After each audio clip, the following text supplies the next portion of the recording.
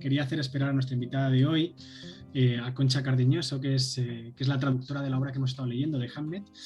Permitidme, por si hay alguien que no sea habitual en el club, que me parece que sí que hay gente que no conozco, recordaros que esta actividad es una actividad que se enmarca dentro del Club de Lectura Virtual de la Comunidad de Madrid Brújula Literaria, que es un club de lectura gratuito que simplemente podéis acceder con vuestro carnet de bibliotecas y os podéis unir.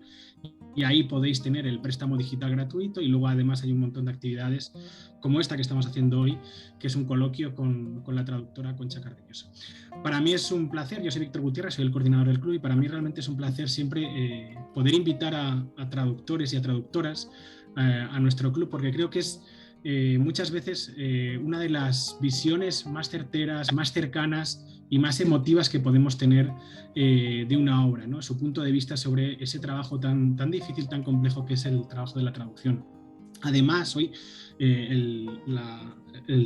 la invitada que tenemos, realmente lo digo y no lo digo como que fuera una frase ya tópica y trillada, es una invitada de lujo, porque Concha ha hecho esa traducción tan especial que hemos estado leyendo, que nos ha maravillado, que es la traducción de Hamlet. Muchas veces hablábamos en el club como si fuera Maggie O'Farrell la que nos habla, pero no nos podemos olvidar en ningún momento que en todo momento hay una mediación muy interesante sobre la que vamos a hablar hoy, que es la mediación que nos ofrece Concha Cardeñoso y que nos hace a los lectores hispanohablantes poder disfrutar de esta fantástica novela, que también habrá tiempo para charlar un poco sobre ella, que yo creo que también el libro se lo merece. Además, decir que Concha Cardeñoso es una traductora que lleva, creo que más de 3 décadas. Me da miedo hacer ese tipo de apreciación porque hay veces que sumo años, pero sí que he leído que son cerca de más de 30 años trabajando en la traducción, ¿no? Sí.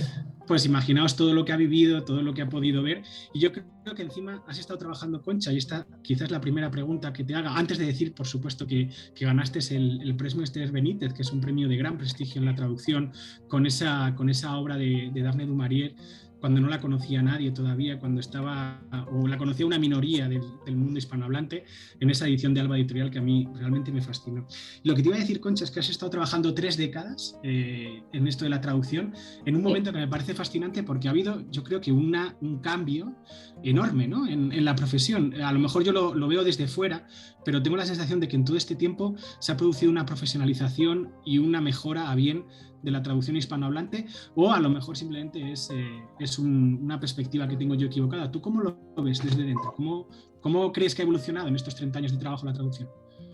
La traducción en sí misma como trabajo, como resultado de un esfuerzo intelectual, es posible que haya mejorado bastante porque, claro, antes había una escuela de traductores, que era la EUTI, que ahora tiene rango universitario, comparable con cualquier otra carrera, y desde luego los preparan muy bien. Entonces está saliendo gente muy preparada, porque la mayoría de los de mi generación que estamos en la traducción veníamos no directamente de una escuela de traducción, sino pues de filología, de historia o de alguna otra carrera de letras en general, claro. No siempre, pero en general de letras.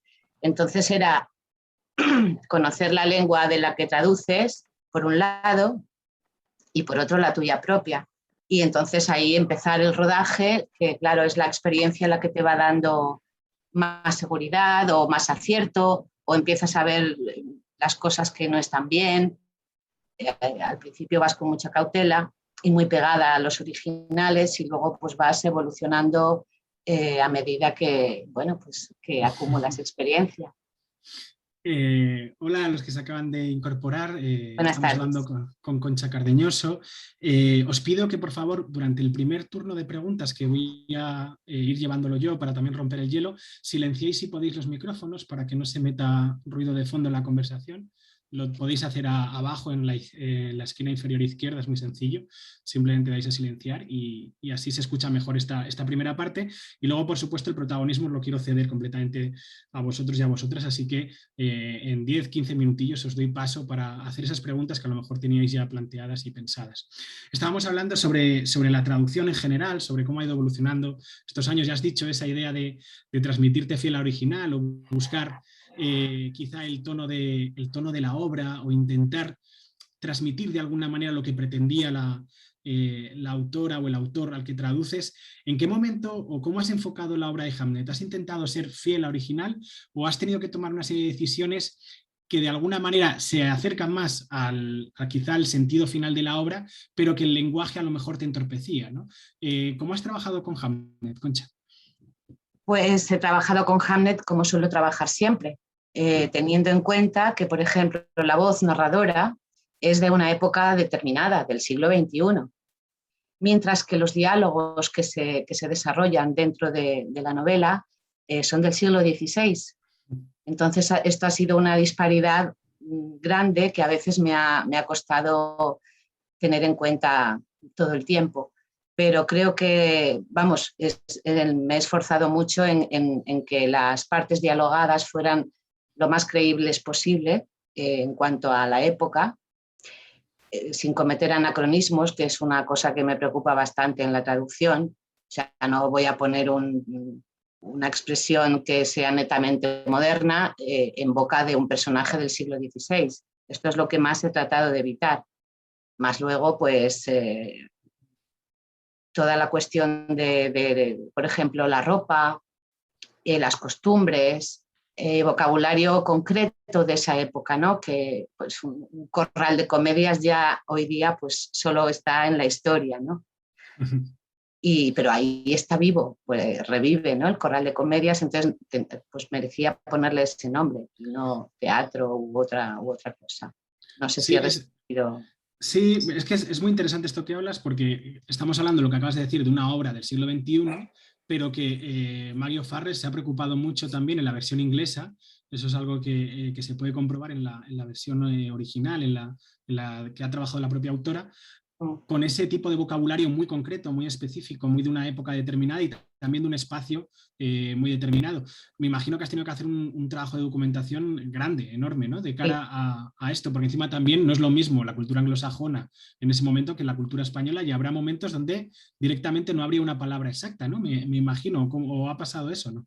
Pues sí, ha sucedido en algunos casos, como ocurre casi siempre en todas las traducciones, nunca encuentras un término exacto, pero entonces te intentas aproximar el máximo posible para que al menos la idea de lo que quiere comunicar la autora quede reflejada, si no con exactitud, sí con el mayor acercamiento posible. Y bueno, esta es la forma de hacer que tengo yo. Y una pregunta quizá en esta idea como lectora, ¿no? El otro día hablaba también con la traductora de Lucía Berlin al castellano, con Eugenia Vázquez Nacarino, y claro, yo le comentaba, muy amable y muy simpática, Sí, sí. y le comentaba que si tuvo, no sé si lo sabéis, pero la historia de Lucía Berlin es muy curiosa, porque era una escritora completamente desconocida y fue casi su traducción al castellano lo que luego la empezó a impulsar y a hacer conocida, no en España, no en el mundo hispanohablante, sino en todo el mundo. Claro, yo le decía que si se imaginaba que iba a ser ese pelotazo editorial que iba a hacer Lucía Berlin cuando lo estaba traduciendo, ¿no? ¿Tú te imaginabas que iba a tener la repercusión que ha tenido Hamlet como seguramente una de las novelas del año cuando lo estabas traduciendo? ¿Notabas que había algo de pozo, algo diferente en la novela que iba a terminar teniendo el éxito que ha tenido? Pues no me lo esperaba, aunque reconozco que yo misma estaba alucinando con lo que estaba traduciendo. Pero como me ha pasado ya con algunas novelas que me han parecido maravillosas, fantásticas, y después no han tenido una mayor repercusión, pues esta podía ser una más. Yeah. Y me ha sorprendido un poco, aunque bueno, Maggie O'Farrell va teniendo cada vez más renombre aquí. Ya antes de Hamlet, pues había asistido a presentaciones y a cosas en las que estaba los locales abarrotados de público por ella, por Maggie O'Farrell. O sea que en parte sí, pero en parte no, porque ya digo que a veces he traducido novelas maravillosas, 2 trilogías de Robertson Davies, por ejemplo, que es un escritor que es, bueno, increíble en novela clásica, ¿no? Con una manera de narrar clásica. Estuvo a punto de conseguir el Nobel a finales de los 90.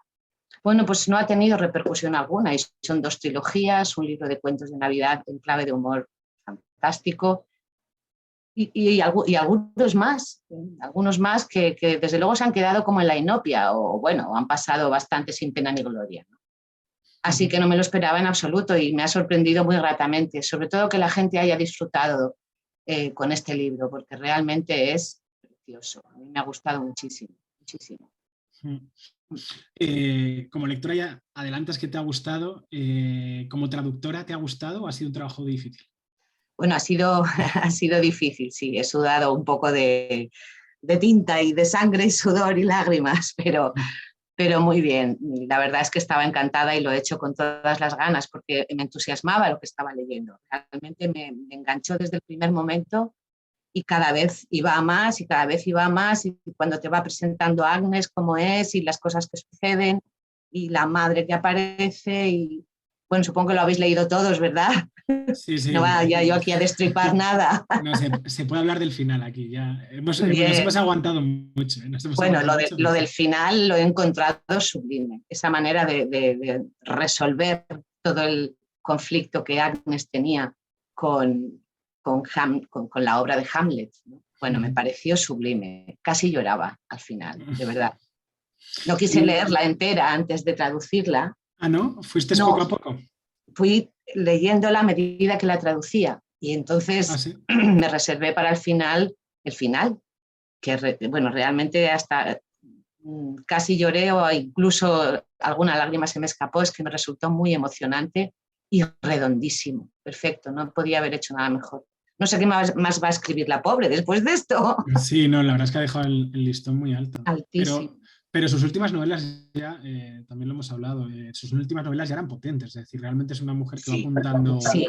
Es una narradora y una urdidora de historias que me parece fabulosa. Hace las cosas muy bien, las plantea muy bien, las resuelve muy bien. Aunque dé saltos en el tiempo, esto enseguida le pillas el tranquillo, ¿no? Y bueno, me parece una grandísima narradora, sí, a mí también. Te iba a hacer una pregunta, y esta es una pregunta ya quizá más técnica, pero que a mí me interesa muchísimo. Hemos hablado durante toda la lectura la capacidad que tiene evocadora Mario Farrell de crear ciertas imágenes visuales, pero también con un punto de vista muy lírico, y además tiene un gran concepto del ritmo interno dentro de la historia. Y claro, yo lo que me fijo es en inglés, el idioma es completamente diferente, tiene otra prosodia, tiene otra manera de ser leído, frases quizá más cortas, ¿verdad? ¿Cómo consigues hacer ese trasvase? Porque hay fragmentos que son realmente complejos, ¿no? En cuanto a puntuación, en cuanto a, ya te digo, también en cuanto a la selección concreta de los elementos simbólicos que utiliza la autora. ¿Cómo has trabajado eso? ¿Vas mirando el ritmo interno de la frase para luego intentar reproducirlo en castellano? ¿Lo haces más de oído? ¿Cómo trabajas en ese punto? Yo creo que es muy intuitivo. Mi manera de trabajar pienso que es muy intuitiva, porque yo tampoco estudié traducción concretamente, yo estudié filología y estuve en Inglaterra, aprendía el inglés, no sé qué, en fin. Entonces creo que mi forma de trabajar es muy intuitiva y en una historia como esta que te metes dentro porque es que te zambulles totalmente, es como si me inspirara la propia Maggie, ¿no? A hacer las cosas. No me planteo la teoría de lo que voy a hacer, sino que voy directamente a la práctica y leo en voz alta lo que he leído y lo que he traducido, lo leo en voz alta en inglés, lo leo en voz alta en castellano. A ver si la cosa fluye bien, en fin, si es convincente. Esto es lo que suelo hacer. Soy más práctica que teórica, Sí, no, totalmente. pero en cualquier caso se nota muchísimo que hay cierta oralidad, ¿no? Cuando lo lees. Es como que la palabra se hace muy tangible en la novela, en Hamlet, en la traducción, digo, porque tiene mucha sonoridad y eso para el lector yo creo que es algo que es muy agradable, además de que luego a nivel técnico está bellísimamente construida, pero lo que es a nivel ya más sintáctico, más de microestructura de la novela es realmente fascinante. No te quería hacer muchas más preguntas, voy a abrir también el turno de intervención para los compañeros del club, pero sí que tengo alguna guardada. Entonces, en lo que vais levantando la mano y os animáis a preguntar, sí que te quería hacer alguna pregunta sobre la propia novela como lectora. Hablabas del final. Desde tu punto de vista, ¿hay una redención por parte de Maggie O'Farrell o de la autora a la figura de Shakespeare, que no llega a tener nombre, porque ella misma dice que le avergonzaba escribir Will en la obra, ¿no? ¿Crees que la fase final es un poco de redención o sinceramente era la única manera posible de terminar la historia? ¿Tú cómo la has visto ya casi como lectora, te digo? Yo como lectora y como traductora es inevitable. encuentro que el final no podía ser más redondo y más perfecto. Y desde luego redime totalmente al padre, porque en ese caso es el padre la figura a la que redime. Agnes lo redime Agnes, obviamente, y lo redime gracias a lo que él ha convertido la pérdida del hijo, que es bueno, se me están poniendo los pelos de punta. Es que me emocionó mucho, me pareció tan acertado que no se me ocurre nada que pudiera haber superado este final. Sí, yo me he encontrado con bastantes lectores, no sé cómo, pero en mi círculo cercano, que no les terminaba de convencer el comienzo y las primeras 100 páginas, quizá por el tono de la narradora o del narrador, ¿no? Que es quizá un poco editorial, por decirlo de alguna manera, que es demasiado moralizante. Y yo siempre les decía, esperad el final, esperad el final. Y es verdad que el final es un golpe de efecto. Ahí hay mucho... Es que hay mucho de teatro, ¿no? Hay un poco de catarsis. Claro, además está en un teatro, te está describiendo el Globe totalmente. Sí. Allí metida en aquel público de aquel siglo que comía y bebía en el teatro y se emborrachaba y se pegaba un banquete con las manos sucias y es que te mete allí dentro, es que es fabuloso. A mí, vamos, de verdad que es una narradora tan maravillosa pero no sé cómo se va a superar. A ver... Para el año que viene ya tendré otra traducción de ella. También te digo que no hace falta superarse, ¿no? Siempre. Bien, eso me parece estupendo. Hay veces que, bueno, pues si has escrito esto, que es una obra bellísima, pues sí, a seguir escribiendo, pero no hace falta. Sí. Bien, ¿alguien tiene alguna pregunta que quiera comentar con Concha? También he dicho hoy que podemos hacer también comentarios de la obra, ¿no? Tenemos una invitada de lujo, pero podemos seguir manteniendo el tono del club de lectura, por si queréis comentar algo sobre la lectura, sobre lo que os ha parecido la traducción, que no tiene que ser pregunta, ciertamente. Alguien que se anime, ya sabéis que podéis levantar la mano con el botón de reacciones, creo que es, y ahí podéis pedir turno de palabra. ¿Puedo decir una cosa?